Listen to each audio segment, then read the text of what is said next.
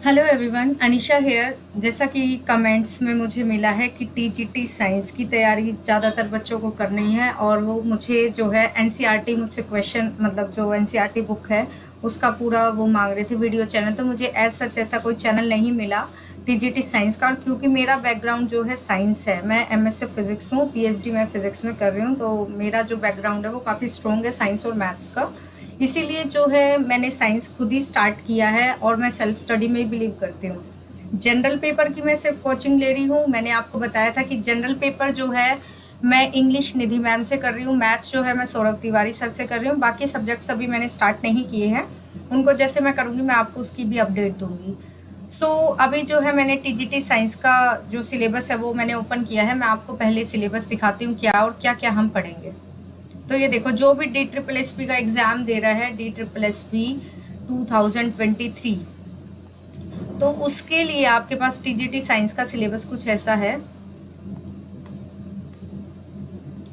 Second, ये देखिए, ये है आपके पास टीजीटी साइंस का सिलेबस। ठीक है, इसमें आपके पास इफेक्ट ऑफ करंट है, लाइट है, सोर्सेज ऑफ एनर्जी है, मोशन।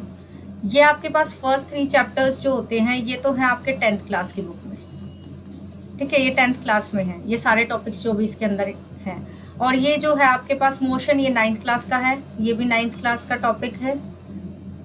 ये आपके पास फिर से 9th क्लास के हैं टॉपिक। ये फिजिक्स कंप्लीट होती है यहाँ पर आपके पास। ठीक है, नेक्स्ट जो है आपके पास ये केमिस्ट्री पोर्शन आ जाता है, केमिस्ट्री।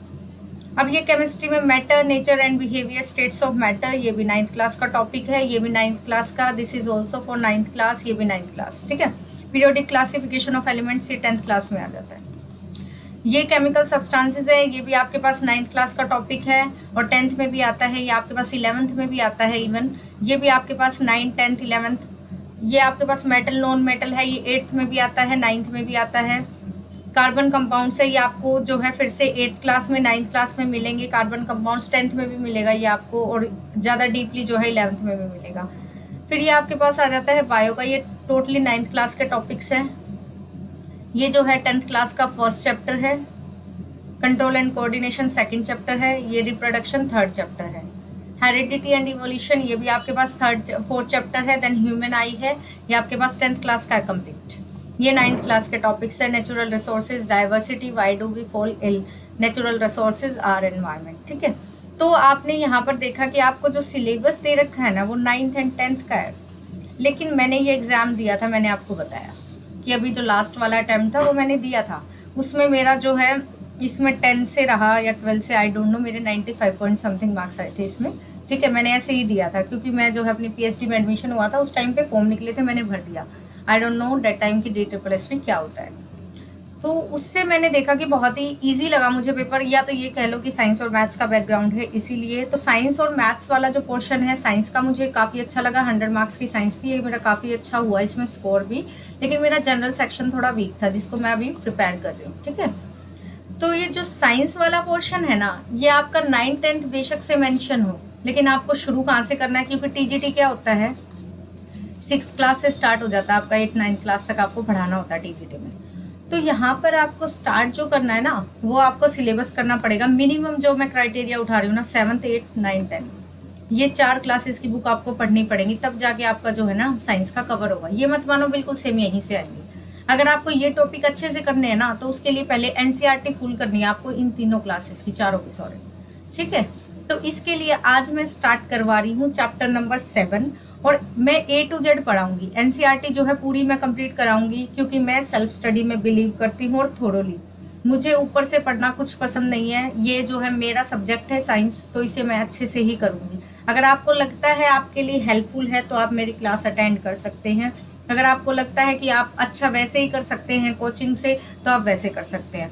बट मैंने पेपर दिया था तो मुझे साइंस में कहीं भी कमी नहीं लगी कि मुझे कोचिंग लेने की ज़रूरत है। मुझे ज़रूरत नहीं है, अगर आपको ज़रूरत है तो आप ले सकते हैं। लेकिन एनसीईआरटी और जो मैं पढ़ा रही हूँ इससे बाहर आपको कोई एक सिंगल क्वेश्चन भी नहीं मिलेगा। I can take the guarantee. ठीक है, ये पेपर मैंने दिया है इसीलिए मैं आपको बोल रही हूँ कि अगर आपको साइंस का देना है तो एनसीईआरटी अच्छे से पढ़ लो। अब एनसीईआरटी कुछ बच्चे नहीं पढ़ पा रहे या किसी को समझ नहीं आ रही, कोई इंग्लिश मीडियम है कोई हिंदी मीडियम है, तो उसको मैं कंप्लीट 1 by 1 पढ़ाऊंगी। अभी आपका स्टार्ट करते हैं। आज हम 7th क्लास की एनसीईआरटी, और मैं आपको बता देती हूँ कि कब कब मैं क्लास लेने वाली हूँ। तो ये देखो, जो क्लास मैं लूँगी ना आपके पास यहाँ पे, वो क्लास मैं लूँगी मंडे टू फ्राइडे, ठीक है, मंडे टू फ्राइडे, ये मैं डेली आपके पास लूँगी साइंस की class, TGT science daily Monday to Friday. किसी भी टाइम आपको ये अपलोड मिल जाएगी वीडियो, नाइट में भी मिल सकती है, जैसा मुझे टाइम होगा, मैं लैब से जिस तरह भी आऊँगी टाइम होगा। और उसके अलावा आपको पता है मैं जनरल सेक्शन की तैयारी कर ही रही हूँ साथ में, तो अब मैं दो वीडियोस तो अपलोड नहीं कर पाऊँगी, यही अपलोड करूँगी। और उसके अलावा जो इंग्लिश है, सैटरडे को जो है मैं आपको इंग्लिश का पढ़ाऊंगी, जो मैंने एक क्लास अभी ली है, काफ़ी अच्छा रिस्पॉन्स लगा, काफ़ी बच्चों को पसंद आई। तो जो भी मेरा 1 वीक का होगा डेटा, वो सारा मैं आपको सैटरडे को 1 घंटे की क्लास में फिनिश करा दूँगी। तो इंग्लिश आपकी यहाँ से कवर हो जाएगी। बाकी अगर कोई सब्जेक्ट आपको लगता है तो आप मुझे मैसेज कर देना, उसका मैं टाइम टेबल शेड्यूल करूँगी। अभी मेरे पास कोई ऐसा शेड्यूल नहीं है, ठीक है। तो अभी सैटरडे तक का है, संडे का भी मेरे पास कोई प्लान नहीं है। Monday to Friday TGT science और सैटरडे जो है English. So without wasting our time let us start with the chapter number 1 of 7th class. तो आज हम पढ़ने वाले हैं न्यूट्रिशन इन प्लांट, जो कि चैप्टर नंबर 7 एनसीईआरटी की बुक फुली पढ़नी है हमें, ठीक है। तो ये देखिए, सबसे पहले न्यूट्रिशन इन प्लांट्स, कौन सा चैप्टर आपके पास 7th क्लास जो है 7th क्लास की एनसीईआरटी की बुक है ये। अगर किसी के पास नहीं है तो आप पीडीएफ डाउनलोड कर सकते हो, इजीली अवेलेबल है ये साइट पर, ठीक है। एनसीईआरटी की साइट पे आपको मिल जाएगा। तो देखो, सबसे पहले न्यूट्रिशन इन प्लांट्स, प्लांट्स में खाना किस तरह से जाता है, क्या उनका प्रोसीजर रहता है, वो पूरा आपको पढ़ना है। तो क्या क्या आपको पता होना चाहिए, मैंने अंडरलाइन कर ही दिया, बाकी और भी कर देंगे अंडरलाइन, जरूरत पड़ेगी तो। देखो, आपके पास सबसे पहले class 6 you have learn that food is essential for all living organisms, खाना सबके लिए जरूरी है। You also learn that carbohydrates, proteins, fats, vitamins and minerals are components of food, कि carbohydrate, proteins, fats, vitamins and minerals, carbohydrate, fats, protein, vitamins, minerals, ये सब आपके पास component है फूड के। तो ये 1 मार्क्स में जो है आपके पास ऑप्शन में आता है, तो एक ऑप्शन गायब कर दें, ये कहें कि कौन सा इंपॉर्टेंट है, तो आपको ये पिक करना है, ये मत मानो वहीं से आएगा, बायो में कहीं से भी पूछ लेते हैं। उसके बाद इनको बोलते हैं न्यूट्रिएंट्स, तो न्यूट्रिएंट्स में भी पूछ सकते हैं ऑप्शन टाइप, तो यहाँ से यही क्वेश्चन बनेगा और कुछ नहीं। उसके बाद देखो, all living organisms require food, सभी को अपने लिए खाना चाहिए। प्लांट्स जो है अपना खाना खुद बनाते हैं, बाकी सब जो है डिपेंड्स होते हैं प्लांट्स पे, चाहे वो डिपेंडेंट हो डायरेक्ट या फिर इंडिपेंडेंटली डायरेक्ट हो। जैसे आपके पास क्या है, प्लांट्स है, प्लांट्स ने अपना खाना खुद बना लिया, कैसे, ग्रीन है, ग्रीन अपना खाना खुद बनाते हैं by the process of photosynthesis. अभी आगे मैं आपको बताऊंगी। अब आप क्या करते हो, आप दाल खाते हो या कुछ भी खाते हो, तो आप किस पर डिपेंड करते हो, इन्हीं पे, प्लांट्स पे डिपेंड करते हो ना। एनिमल है, एनिमल भी ग्रीनरी खाता है, तो वो भी इन पे डिपेंड करता है। तो एनिमल हुए या ह्यूमन बींग्स हुए, वो सब प्लांट्स पे डिपेंड है। तो यहाँ से आपको इतना कुछ नहीं पढ़ना है, यहाँ से बस एक लाइन ध्यान रखना, क्या, कि प्लांट्स अपना खाना खुद बनाते हैं। सिर्फ एक ऐसी चीज़ जो है अपना खाना खुद बनाती है, वो प्लांट है, बाकी सब इन पर क्या है, डिपेंडेंट है। तो ये मैंने सर्कल कर दिया, ठीक है। और इसके अलावा आपको यहाँ से कुछ नहीं पढ़ना। ह्यूमंस और जो एनिमल्स हैं वो इन पे डिपेंड करते हैं। डायरेक्टली का मतलब क्या, जो सीधा घास खा ले। इनडायरेक्टली का मतलब उसको यूज़ करके, जैसे देखो पालक है, आप पालक को डायरेक्ट नहीं खाओगे, आप उसकी सब्जी बनाओगे, लेकिन जो आपके पास एनिमल्स है वो डायरेक्ट खा लेंगे। तो ये डायरेक्टली डिपेंडेंट हुए, और हम कैसे डिपेंड हुए, इनडायरेक्टली, ठीक है। नेक्स्ट देखो, अब यहाँ से ये पूछा जा सकता है, ऑटोट्रॉप क्या होते हैं, हेट्रोट्रॉप्स क्या होते हैं, सेप्टोट्रॉप्स क्या होते हैं। तो ऑटो का मतलब देखो क्या होता है, ऑटो मीन्स होता है ऑटोमेटिक, ऑटोमेटिक जो चीज़ खुद से हो जाए, सेल्फ। तो सेल्फ मतलब जो अपना खाना खुद से बना ले, सेल्फ। ट्रॉपिक का मतलब होता है बनाना, या फिर आप इसे बोल सकते हैं नरिशमेंट, नरिश करना, अपने आप को पूर्ति करना किसी चीज़ में। तो ऑटोट्रॉपिक वो होते हैं जो अपना खाना खुद बना लेते हैं, उस प्रोसेस को ऑटोट्रॉपिक बोलते हैं आप। जो मतलब मोड ऑफ न्यूट्रिशन जिसमें खाना खुद से बन जाता है उसे ऑटोट्रॉपिक बोलते हैं, और जो बनाते हैं खाना खुद का वो ऑटोट्रॉप्स होते हैं, ठीक है। जो खुद बना रहे हैं खाना उन्हें ऑटोट्रॉप्स बोलोगे, और जो अपना खाना जो है जिस प्रोसेस से बना रहे हैं उसे बोलते हो ऑटोट्रॉपिक। हेट्रो का मतलब होता है डिपेंडेंट, क्या होता है हेट्रो का मतलब, डिपेंडेंट होता है, या फिर आप कह सकते हो दूसरे के ऊपर डिपेंड करे, ठीक है, डिपेंडेंट या फिर दूसरे के ऊपर डिपेंड करे। तो हेट्रोट्रॉप्स वो होते हैं जो दूसरे के ऊपर डिपेंड हो। तो आपको ऑटोट्रॉप्स मिल जाए, हेट्रोट्रॉप्स मिल जाए, ऐसा कोई क्वेश्चन मुझे देखने को मिला था, तो ये क्वेश्चन यहाँ से था, ठीक है।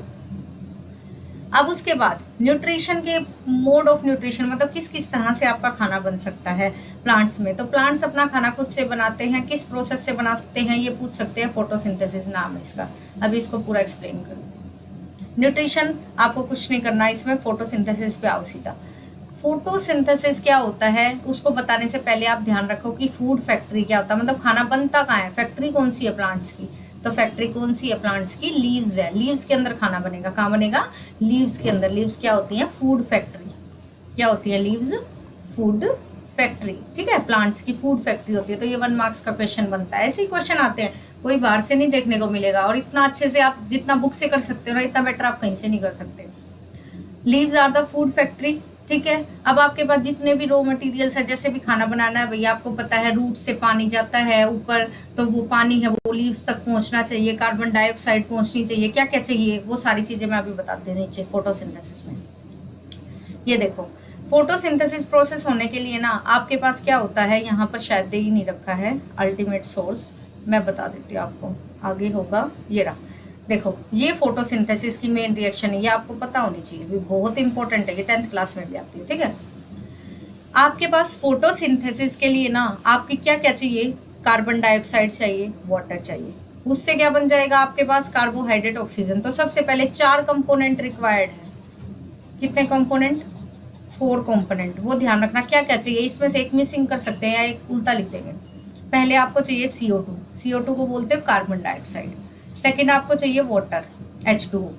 थर्ड जो होता है इसको बोलते हैं सनलाइट, और फोर्थ चाहिए क्लोरोफिल।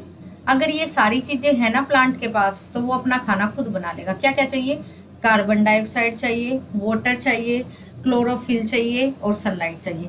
अगर इनमें से एक भी चीज नहीं है ना, प्लांट अपना खाना नहीं बना सकता। इसको मैं बहुत अच्छे से पढ़ाऊंगी 10th क्लास में, जब हम 10th क्लास पे आएंगे। ठीक है, आज जो है हम पहले अपनी 7th क्लास को ही कंप्लीट कर रहे हैं, उसके बाद जो है 10th पे जब आएंगे, जब ये पूरा क्लियर हो जाएगा फोटोसिंथेसिस, तो कोई भी क्वेश्चन यहाँ से आया आपका छूटेगा नहीं। ठीक है, और डायरेक्ट मैं 10th क्लास का पढ़ाऊंगी तो आपको एकदम समझ नहीं आएगा। तो अब ये देखो, कार्बन डाइऑक्साइड चाहिए, वाटर चाहिए, कार्बोहाइड्रेट जो है बनेगा, और ऑक्सीजन बन जाएगी। किसकी प्रेजेंस में? सनलाइट और क्लोरोफिल। ये प्रेजेंस होती है, मतलब इनकी जरूरत होती है, प्रेजेंट होते हैं पहले से। आपको बाहर से कार्बन डाइऑक्साइड चाहिए, वाटर चाहिए, सनलाइट आपको मिल ही जाएगी। क्लोरोफिल क्या होती है? जो ग्रीन कलर की पिगमेंट होती है ना, ग्रीन कलर की लीव है, इसका जो कलर होता है ग्रीन, ये एक पिगमेंट के कारण होता है, तो इसको बोलते हैं क्लोरोफिल। ठीक है, जैसे आपका हीमोग्लोबिन होता है, उसके अंदर रेड कलर की पिगमेंट होती है। पिगमेंट एक तरह से कलर है, तो रेड कलर की पिगमेंट होती है तो हीमोग्लोबिन बोल देते हैं उसको, और ग्रीन कलर की होती है तो क्लोरोफिल। अभी इसको पीछे से दोबारा पढ़ते हैं जहां भी इंपॉर्टेंट था। ये देखो, फोटोसिंथेसिस मैंने बताया, ग्रीन कलर की पिगमेंट को क्या बोलते हो? क्लोरोफिल बोलते हो। और खाना बनाने के लिए फोटोसिंथेसिस, फोटो का मतलब कहीं भी आ जाए, क्या होता है? लाइट। ठीक है, सिंथेसिस का मतलब क्या होता है? खाना बनाना। तो ये मैंने आपको पहले ही बता दिया कि अपना खाना खुद से बनाएंगे, उस प्रोसेस का नाम क्या है? फोटोसिंथेसिस। भाई खाना खुद से बना रहे हो तो उसको नाम दोगे, उसका नाम होता है फोटोसिंथेसिस। फोटोसिंथेसिस मतलब लाइट की हेल्प से सिंथेसाइज कर लिया, कुछ बना दिया लाइट की हेल्प से, तो खाना बना दिया। क्योंकि क्लोरोफिल उनके पास पहले से थी, कार्बन डाइऑक्साइड आपने जो है छोड़ दी, रिलीज कर दी, ऑक्सीजन उनसे ले ली, आपके पास उसकी पूर्ति होगी। पानी आपने उसे रूट्स में दे दिया, तो रूट से ऊपर पहुंच गया पानी, उसको चारों चीजें मिल गई, जिससे क्या हो गया? खाना बन गया। ठीक है, अब ये चीज तो थी फोटोसिंथेसिस की, भाई जो आपको इंपॉर्टेंट है, पता होनी चाहिए। और sun is the ultimate source of energy. Sun एक ऐसा सोर्स है एनर्जी का जो कि सभी को एनर्जी देता है, जितने भी लिविंग थिंग्स है। 1 नंबर में पूछा जा सकता है ये। सन क्या है? अल्टीमेट सोर्स है। यही 1 मार्क्स में क्वेश्चन आएंगे। ठीक है, अल्टीमेट सोर्स कौन है? सन है। और फोटोसिंथेसिस की रिएक्शन है, छोड़ के यहाँ तक दे देंगे, और उसके बाद यहाँ पे ऑप्शन लगा देंगे कि यहाँ पर कौन सा आएगा, A B C D ऐसे दे देंगे। तो कार्बन डाइऑक्साइड H2O2 से क्या बनेगा? कार्बोहाइड्रेट्स बनेंगे। कार्बोहाइड्रेट जो साइंस का बैकग्राउंड रखते हैं उसे पता होगा, 11th-12th में ग्लूकोज का चैप्टर आता है, 12th क्लास में, उसमें बताया जाता है। ठीक है, कार्बोहाइड्रेट्स। कार्बोहाइड्रेट एक तरह से जो है शुगर का ही फॉर्म है, स्टार्च, ग्लूकोज ऐसा भी बोल सकते हैं। यहाँ पे कार्बोहाइड्रेट की जगह आप ग्लूकोज भी मिल सकता है आपको ऑप्शन में, स्टार्च भी मिल सकता है, और बताओ कोई भी ऑप्शन मिल सकता है, ग्लूकोज हो, स्टार्च हो, कार्बोहाइड्रेट हो। ठीक है, लेकिन बाद में ऑक्सीजन ही मिलेगा। क्लियर? तो ये रिएक्शन होती है आपकी। अब इसके अलावा आपको पता होना चाहिए एक छोटी सी चीज और, कि जो आपके पास, जैसे आपने देखा है घर बना है, घर किससे बना होता है? भाई ईंट से बना होता है, ब्रिक ऐसे ऐसे ऐसे ऐसे ब्रिक्स लगी होती है। तो आपकी बॉडी भी किसी चीज से बनी है। अब वो बॉडी किस चीज से बनी है? उसका नाम होता है सेल। क्या होता है उसका? सेल। और इसको डिस्कवर किया था रॉबर्ट हुक ने। 1 नंबर में ये भी क्वेश्चन आया हुआ है कई बार। किसने डिस्कवर किया था? रॉबर्ट हुक ने इसको डिस्कवर किया था। ठीक है, आपके पास जो है, मैं एक बार रीचेक कर लेती हूँ इसको, क्योंकि मेरे को भी जो है 9th क्लास में कभी मैंने ही पढ़ा था, तब का ही मुझे रिमेम्बर है, तो कोई चीज़ गलत ना हो जाए।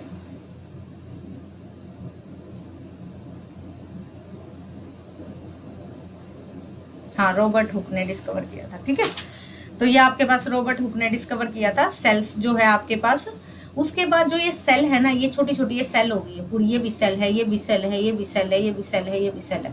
अब ये सेल के बाहर जो बाउंड्री है ना, बाउंड्री को बोलते हो मेम्ब्रेन। क्या बोलते हो? मेम्ब्रेन। और सेल की बाउंड्री है तो इसका नाम हो गया सेल मेम्ब्रेन। और इसके अंदर जो ये छोटा छोटा सर्कल है ना, इन सर्कल्स को बोलते हैं, बिल्कुल सेंटर में प्रेजेंट होता है न्यूक्लियस। क्या बोलते हैं इनको? न्यूक्लियस, ठीक है। अगर 2 होंगे तो न्यूक्लियाई बोल दोगे, 2 से ज्यादा होंगे तब भी न्यूक्लियाई बोला जाएगा इसको।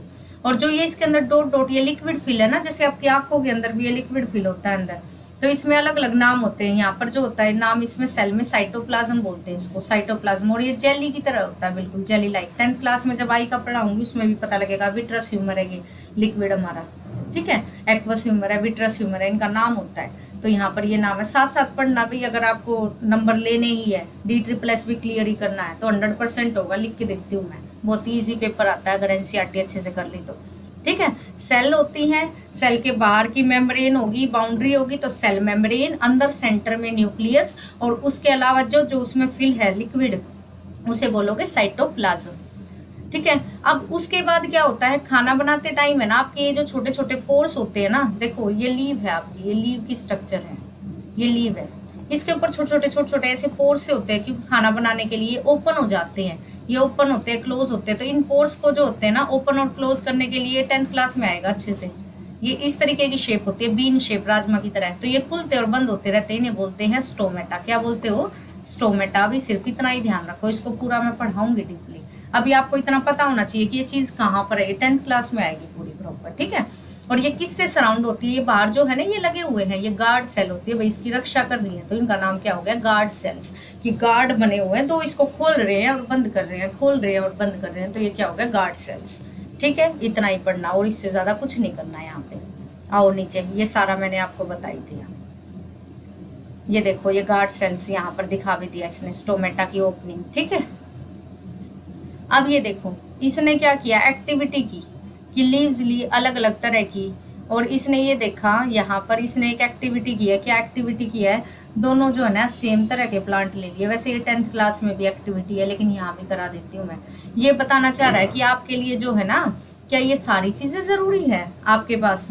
ये जो सारी चीज़ें मैंने बताई हैं, चारों कंपोनेंट, क्या ये सारे ज़रूरी है? अगर इनमें से मैं एक चीज़ को छोड़ दूँ, जैसे मैंने सन को नहीं दिया, मैंने अपने पोट को ना सारी चीज़ें उसको दे दी, पानी भी दे दिया अपने पोट को, और मैंने उसको ग्रीन कलर की दी, क्लोरोफिल भी हो गया, और उसके अलावा क्या चाहिए था उसे? क्लोरोफिल चाहिए, ग्रीन लाइट चाहिए, और कार्बन डाइऑक्साइड चाहिए। कार्बन डाइऑक्साइड भी मिल गई उसे, लेकिन मैंने उसे सन नहीं दिया, बाहर लाइट में नहीं रखा, तो क्या वो ग्रो करेगा? क्या वो अपना खाना बना पाएगा? ग्रो करेगा तो इसका मतलब खाना बना रहा है, और खाना नहीं बना रहा, वो सूख जाएगा, तो इसका मतलब क्या है? वो पौधा खत्म हो गया, तो इसका मतलब वहाँ पे खाना नहीं बन रहा। तो उसको चेक करने के लिए मैंने क्या किया, देखो प्लांट ले लिए दोनों सेम तरह के। एक जो है मैंने ब्लैक बॉक्स में रख दिया। ब्लैक बॉक्स क्या होता है? जिसके अंदर लाइट ना जा सके, ठीक है। ये लाइट को सारी को एब्जॉर्ब कर लेगा। मैंने 72 आवर्स के लिए रख दिया, और एक को मैंने सनलाइट में रख दिया।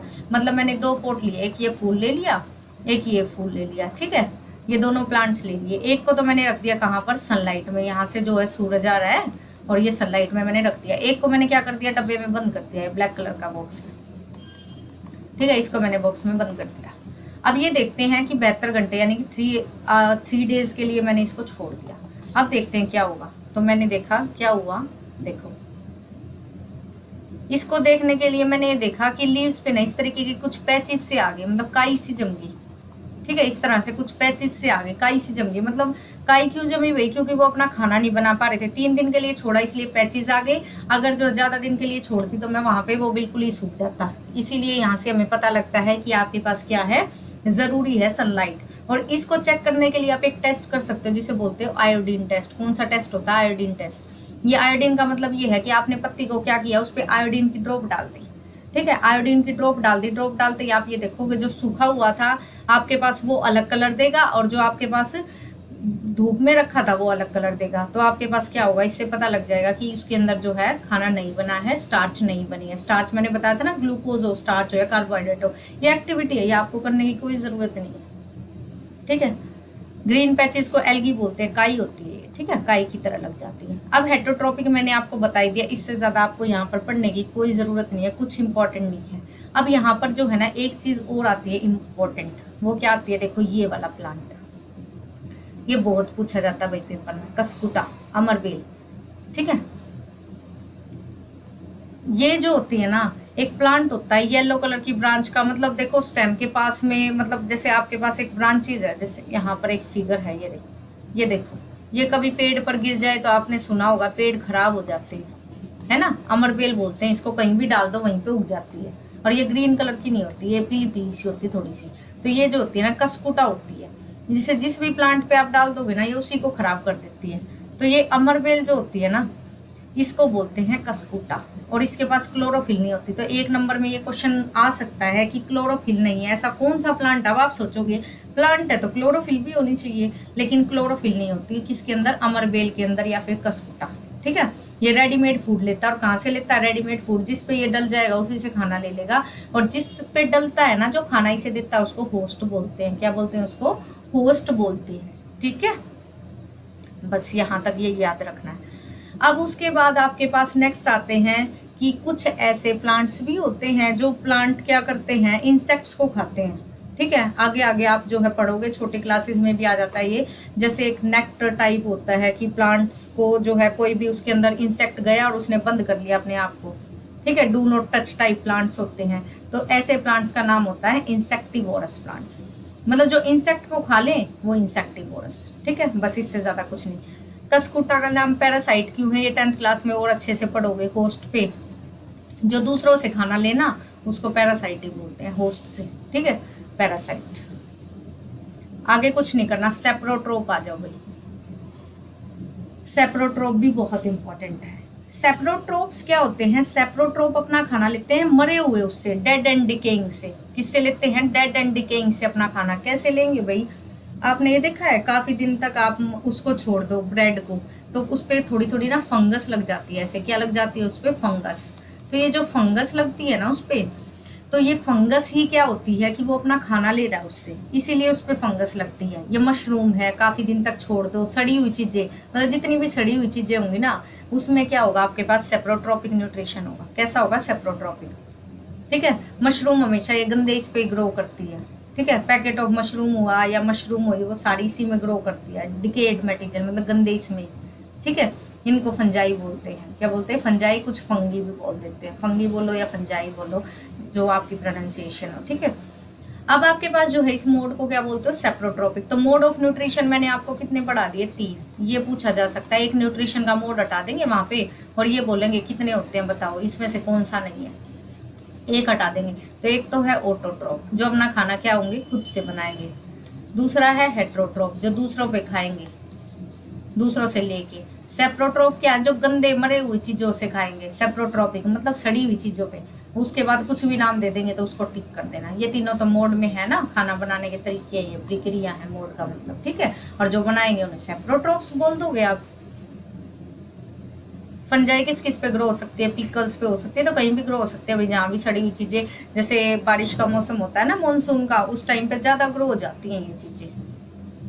ये आपका इस पे एक्टिविटी कर रखी है, आपको करने की जरूरत नहीं है कि एक ब्रेड ले लिया, का 2-3 दिन तक छोड़ दिया, उस पर आ गई।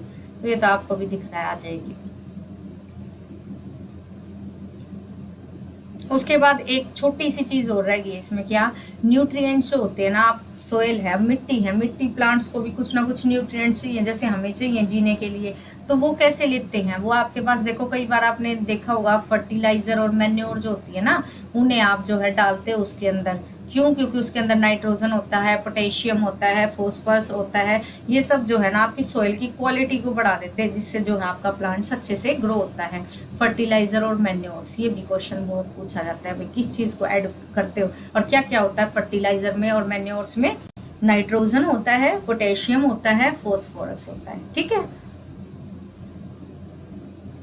उसके बाद नेक्स्ट जो है आपके पास, कुछ ऑर्गेनिज्म जो होते हैं ना वो इकट्ठे रहते हैं, मतलब अपनी शेल्टर भी भाई, जिसमें रह रहे हैं वो जगह भी शेयर करेंगे और जो वो खा रहे हैं वो भी शेयर करते हैं, तो उन्हें बोलते हैं सिम्बायोसिस। क्या बोलते हैं, सिम्बायोसिस। इसका एग्जांपल है जैसे फंजाई, वो जो है प्लांट्स के अंदर रहती है, मतलब कई बार फूई नहीं लग जाती, फूई लगना ही होता है ये आपके पास। तो इसे सिम्बायोसिस, मतलब उन्हीं पे तो रह रही हैं, जगह भी शेयर कर रही है और खाना भी उन्हीं का खा रहे हैं, जैसे अभी सेप्रोट्रोपिक था, ठीक है। तो ये सिम्बायोसिस बोलते हैं इनको।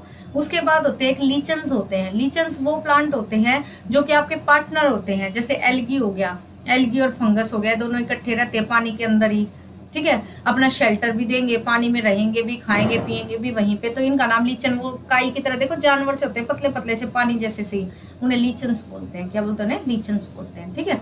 ये इस तरीके के होते हैं जो उसमें काई में रहते हैं, छोटे छोटे पानी में रहने वाले, हल्के हल्के से, जो बारिश के मौसम में निकलाते हैं। तो ये इस तरह के होते हैं। ये सारे आप है ना उसमें पढ़ोगे 10th में। राइबोजियम एक बैक्टीरिया होता है, ठीक है। राइबोजियम जो होता है आपके पास क्या होता है, एटमॉस्फेरिक नाइट्रोजन होती है, और उसे आप कन्वर्ट कर सकते हैं वो यूजेबल फॉर्म में। तो ये पेपर में पूछा जाएगा कि किस बैक्टीरिया की हेल्प से जो है नाइट्रोजन को आप जो है सोल्यूबल फॉर्म या प्लांट्स के लिए हेल्पफुल फॉर्म में कन्वर्ट करते, तो वो होता है राइजोबियम। क्या होता है? राइजोबियम। राइजोबियम की हेल्प से, ठीक है। हेट्रोट्रोप हो गया, क्लियर। अब ये था, अगर आपको जो है इसकी एक छोटी सी समरी चाहिए वो भी मैं आपको बता देती हूँ। फूड है, ये आपके पास ज़रूरी है, सबको पता है। फोटोसिंथेसिस से खाना बनाएंगे खुद से और उसका नाम होगा ऑटोट्रोफ, बता दिया, ये इंपॉर्टेंट है। देखो कस्कुटा वाला ये आ गया, इसको पैरासाइट बोलते हैं, कई बार पूछा गया है पेपर में। और ये होस्ट प्लांट है, किसी भी नाम से आ जाएगा इन तीनों में से। उसके बाद जो है क्या क्या चाहिए, कार्बन डाइऑक्साइड चाहिए, वाटर चाहिए, और उसके बाद मिनरल्स में आपके पास खाना बनाने के लिए मिनरल्स में क्या आ गया, उसके पास क्या क्या प्रेजेंट चाहिए, कार्बन डाइऑक्साइड, वाटर, और दूसरा क्लोरोफिल, और क्या चाहिए, सनलाइट, प्लस सनलाइट, ठीक है। ये मैंने यहाँ पर बताई दिया आपको। उसके बाद जो है ये कार्बोहाइड्रेट बनेंगे। कार्बोहाइड्रेट भी आ सकता है पेपर में, ग्लूकोज भी लिखा सकता है, या फिर स्टार्च भी लिखा सकता है, ठीक है। सोलर एनर्जी, सोलर एनर्जी क्या होती है, सन के अंदर जो एनर्जी होती है उसे ही सोलर बोलते हैं भाई, ठीक है। ऑक्सीजन जो है वो प्रोड्यूस होती है फोटोसिंथेसिस में, ऑक्सीजन बनती है ना, कार्बन डाइऑक्साइड आप देते हो, ऑक्सीजन बनती है। हम क्या लेते हैं, ऑक्सीजन, कार्बन डाइऑक्साइड छोड़ते हैं। लेकिन जो प्लांट्स होते हैं कार्बन डाइऑक्साइड लेते हैं, ऑक्सीजन रिलीज करते हैं, ठीक है। ऑक्सीजन क्या कर रहे हैं, रिलीज करते हैं। इन फोटोसिंथेसिस इज यूटिलाइज्ड, कि उनमें ऑक्सीजन रिलीज होती है, हम लेते हैं। मैनी फंजाई जो है डेड और डिकेइंग पे ग्रो होती है, इसे सेप्टोट्रोप बोलते हैं, बता दिया मैंने आपको। एक दूसरे के ऊपर डिपेंड होते हैं खाने के लिए, हेट्रोट्रोप्स बोलते हैं उनको, ठीक है। बाकी आपको क्वेश्चंस कुछ करने की जरूरत नहीं है। तो ये था आपके पास, देखो पूरा complete chapter number 1 nutrition in plants. कल मैं आपको चैप्टर नंबर 2 कराऊंगी, ठीक है। आज संडे को मैंने बस क्लास ले ली है कि आप लोग साइंस का बोल रहे थे।